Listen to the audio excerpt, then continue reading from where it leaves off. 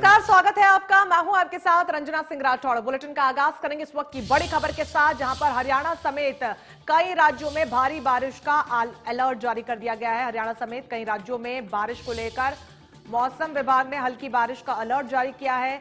कई जिलों में बारिश हो सकती है, जिससे कि एक बार फिर से ठंड में इजाफा देखने को मिल सकता है। पहाड़ों में बर्फबारी को लेकर भी चेतावनी जारी की गई है। दिल्ली एनसीआर में पहले से ही घना कोहरा छाया हुआ है, लोगों को खासी परेशानियां हो रही है और कोहरे के चलते वाहनों की रफ्तार भी धीमी पड़ती हुई नजर आ रही है। हालांकि कोहरे के चलते तमाम एहतियातन कदम भी यहां पर प्रशासन की तरफ से उठाए जा रहे हैं, जिससे कि सड़क दुर्घटनाएं न के बराबर हों। इन सब के बीच मौसम विभाग द्वारा आने वाले समय में सर्दी और भी बढ़ने की यहां पर आशंका जता दी गई है।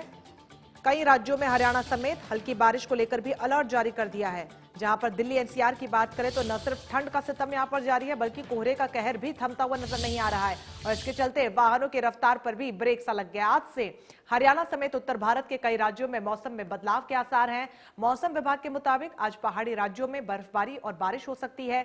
इसके अलावा हरियाणा, पंजाब में हवाओं के साथ हल्की बारिश भी हो सकती है। मौसम वैज्ञानिकों के मुताबिक हवाओं का रुख उत्तर पश्चिमी से दक्षिण पूर्वी होने के चलते 23 जनवरी से मौसम बदलेगा। इससे 23 और 24 जनवरी को उत्तरी हरियाणा में कई जगह गरज और चमक के साथ हल्की बारिश होने की संभावना है।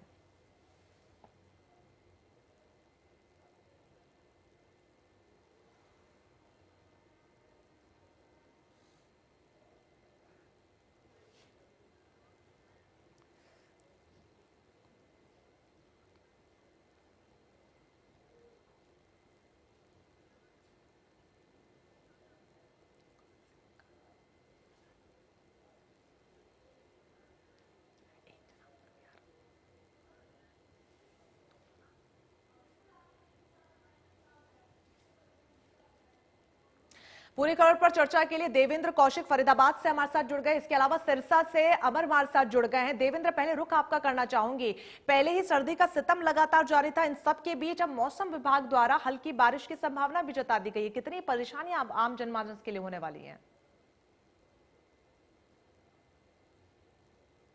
बिल्कुल रंजना, निश्चित तौर वैज्ञानिक कह रहे हैं कि आने वाले 2 दिन में हो सकता है कि हल्की बूंदाबांदी हो और इससे सर्दी और ज्यादा बढ़ेगी। लेकिन इस बीच में मैं अगर बात करूं तो आज देखिए मौसम में बिल्कुल धुंध छाई हुई है, कोहरा छाया हुआ है। सुबह के 10 बज चुके हैं, लेकिन अभी भी आप साफ तौर से देख सकते हैं मेरे पीछे ये जो सड़क है, ये बाईपास है फरीदाबाद की, और यहाँ आप साफ तौर से जो गाड़ी है, गाड़ियों को लाइट जलाकर चलते हुए आप देखा जा सकता है कि किस तरह से, किस कदर कोहरे ने अपने आगोश में फरीदाबाद की सड़कों को ले लिया है। और ये लगातार अगर मैं तस्वीरें आपको दिखाता हूँ तो देखिए ये एक यहाँ की तस्वीर नहीं है। आप अगर सोसाइटी की तरफ देखें, सेक्टर 2 का ये इलाका है, यहाँ आप साफ तौर से देख सकते हैं कि सोसाइटी बिल्कुल छिपसी गई है इस धुंध में, कोहरे के कारण। और कोहरे के कारण सर्दी लगातार बढ़ी है। हालांकि पिछले 2 दिन में जिस तरह से दोपहर में धूप खिली थी तो अनुमान ये था कि शायद सर्दी कम होगी, लेकिन अनुमान ये गलत साबित हुआ है। और अब जिस तरह से पहाड़ी इलाकों में बर्फ पड़ रही है और पहाड़ी इलाकों में बर्फ की वजह से ये जो सर्दी है या शीतलहर है वो लगातार मैदानी इलाकों की तरफ बढ़ रही है और इसी के चलते लोगों को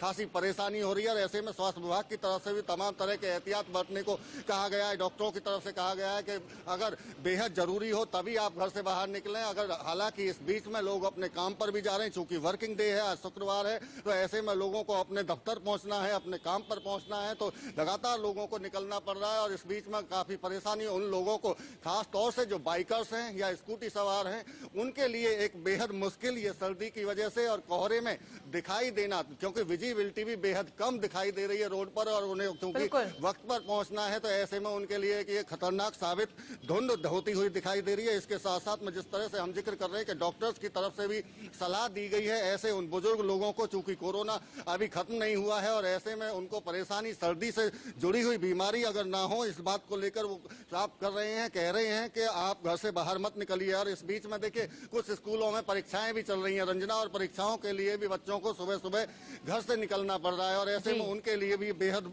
मुश्किल भरा वक्त है ये, क्योंकि धुंध है। धुंध के साथ साथ में ठंडी हवाएं जो चल रही हैं वो लोगों को परेशान कर रही हैं। जी रंजना, बिल्कुल जिस तरीके से तस्वीरें आप दिखा रहे हैं, खासतौर पर यातायात को लेकर लोगों को बहुत ज्यादा दिक्कतों का सामना करना पड़ रहा है। आपके पास लौटूंगी। इस बीच सिरसा से सहयोगी अमर हमारे साथ बने हुए हैं, वहां पर क्या कुछ स्थिति है अमर, खासतौर पर मौसम के लिहाज से जाने तो?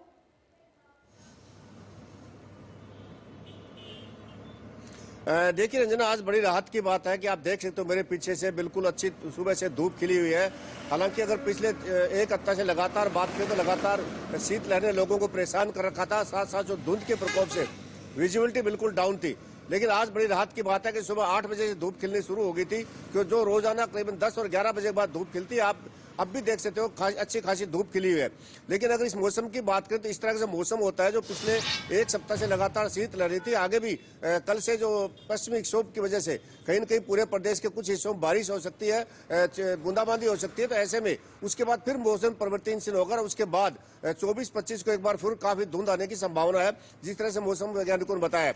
लेकिन ये फसल की बात, ये जो धुंध की बात करें, जो मौसम की बात करें, तो खास करके जो फसलों के लिए काफी लाभदायक मानी जाती है, चाहे सब्जियों की हो, चाहे गेहूं हो, चाहे सरसों की फसल हो।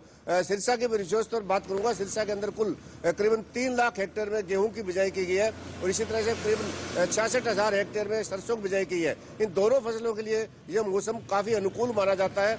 हालांकि जो धूप खिलती है, दिन दिन में धूप खिलती है, इससे आम लोगों को राहत मिली है। वही फसलों के जो प्रकाश विश्लेषण होता है, उससे फसलों का फुटाव अच्छा होता है। तो कहीं न कहीं जो मौसम में अभी बदलाव आया है, कल हालांकि कल भी धूप निकली थी, आज जो बदलाव है इससे काफी लोगों को राहत मिली है और फसलों को इसका फायदा हो रहा है। जी बिल्कुल, यहाँ पर लोग खासे अब खुश होंगे क्योंकि एक लंबा अरसा सा लगता है कि धूप नहीं उन्होंने देखी होगी। प्रतिक्रियाएं यहाँ पर लोगों की क्या कुछ आ रही हैं, क्योंकि जैसा कि आप जिक्र कर रहे हैं कि मौसम विभाग ने यहाँ पर अलर्ट जारी किया है, आने वाले दिनों में ठंड और बढ़ सकती है।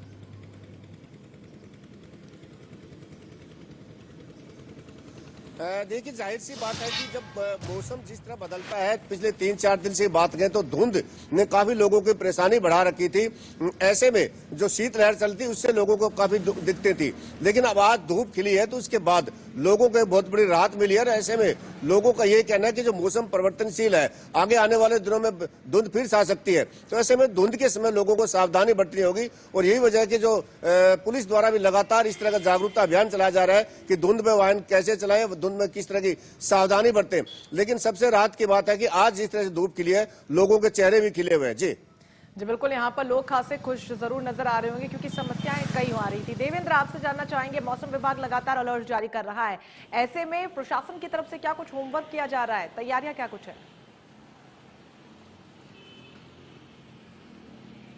बिल्कुल, निश्चित तौर से जिस तरह से लगातार सर्दी बढ़ रही है और पहले से ही जिस तरह से देखिए, अगर हम बात करें प्रशासन की, तो प्रशासन की तरफ से रैन बसेरे उन लोगों के लिए बनाए गए हैं जहां जो बेघर हैं, जिनके ऊपर छत नहीं है, ऐसे लोग सड़कों पर रात गुजार रहे थे, तो उनको रैन बसेरे में भिजवाने की प्रशासन की तरफ से कोशिश की गई है। लेकिन रंजना, इस बीच में अगर मैं बात करूं तो देखिए, जिस तरह से ये धुंध पड़ रही है और इस धुंध के बीच में अगर किसानों की बात करें, फसलों की बात करें, तो गेहूं की जो फसल है उसके लिए ये जो धुंध है वो खतरनाक या नुकसानदायक मानी जाती है। लेकिन जिस तरह से अब मौसम वैज्ञानिक कह रहे हैं कि 1-2 दिन में हल्की बारिश या बूंदाबांदी हो सकती है, तो ये एक सोने पे सुहागा उन किसानों के लिए होगा जिनकी गेहूं की फसल को ये कोहरा या धुंध नुकसान पहुंचा रही है। तो एक तरह से कह सकते हैं कि किसानों के लिए अगर ये उम्मीद के तौर पर देखा जा सकता है कि बूंदाबांदी अगर होती है। लेकिन इस बीच में अगर बात करें तो देखिए, अलाव की व्यवस्थाएं हालांकि फरीदाबाद जैसे शहर में कहीं देखने को आपको नहीं मिलेंगी। हाँ, ये जरूर है कि एमसीएफ की तरफ से, नगर निगम की तरफ से कुछ रैन बसेरे जरूर बनाए गए हैं और वहां तक उन लोगों को भिजवाया भी जा रहा है। इस बात को लेकर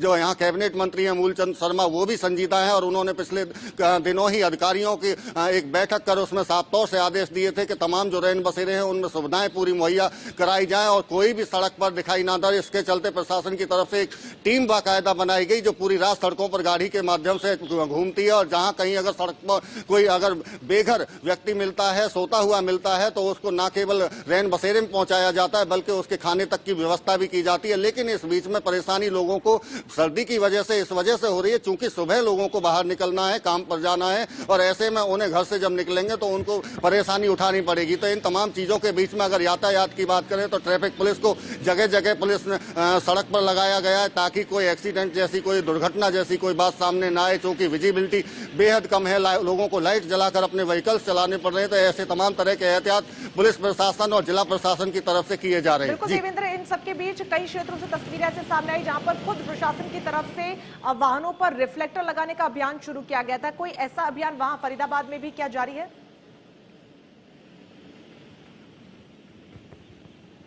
बिल्कुल रंजना, देखिए अगर रिफ्लेक्टर टेप की बात करें तो पिछले दिनों ही कैबिनेट मंत्री मूलचंद शर्मा और केंद्रीय मंत्री कृष्णपाल गुर्जर की तरफ से एक रोड सेफ्टी को लेकर बैठक की गई थी। चूंकि के परिवहन मंत्री हैं मूलचंद शर्मा, तो वे रोड सेफ्टी के चेयरमैन भी हैं और इस बीच में साफ तौर से आरटीए डिपार्टमेंट को आदेश जारी किए गए थे कि तमाम ऐसे व्हीकल्स जिन पर रिफ्लेक्टर टेप नहीं है, क्योंकि विजिबिलिटी कोहरे के बीच में कम हो जाती है, तो वहां उनको रिफ्लेक्टर टेप लगाया जाए। तो उसकी आरटीए डिपार्टमेंट की तरफ से ये लगातार कोशिश की जा रही है कि ऐसे वाहन चालकों को आइडेंटिफाई किया जाए और उनको रोककर उनके वाहनों पर रिफ्लेक्टर टेप लगाया जाए। उसके लिए फरीदाबाद में जगह भी निश्चित की गई है। सेक्टर 62 के मैदान में वो तमाम एक इस तरह का आदेश जारी किए गए थे कि जिन पर रिफ्लेक्टर टेप नहीं है वो अपनी पासिंग की जगह है जहां व्हीकल्स की, वहां जाकर रिफ्लेक्टर टेप लगा सकते हैं। इसके साथ साथ में कुछ एनजीओ ऐसे हैं जो रोड सेफ्टी से जुड़े हुए हैं, उनकी तरफ से भी तमाम ऐसी कोशिश की जा रही है। बल्कि न केवल वाहनों पर बल्कि ऐसे जो पोल्स हैं बीच में या डिवाइडर हैं जहां दुर्घटना संभावित क्षेत्र है और कोहरे में विजिबिलिटी कम होती है और वहां वाहन चालकों को नहीं दिखाई देता है, तो वहां भी ऐसे रिफ्लेक्टर टेप लगाए जा रहे हैं फरीदाबाद में, ताकि दुर्घटनाओं से ऐसे मौसम में बचा जा सके। जी बिल्कुल, यहाँ पर लोगों को ज्यादा से ज्यादा सहयोग करने की आवश्यकता है जिससे कि कम से कम सड़क हादसे सामने आए। बहुत बहुत शुक्रिया अमर आपका, देवेंद्र आपका तमाम जानकारी के लिए।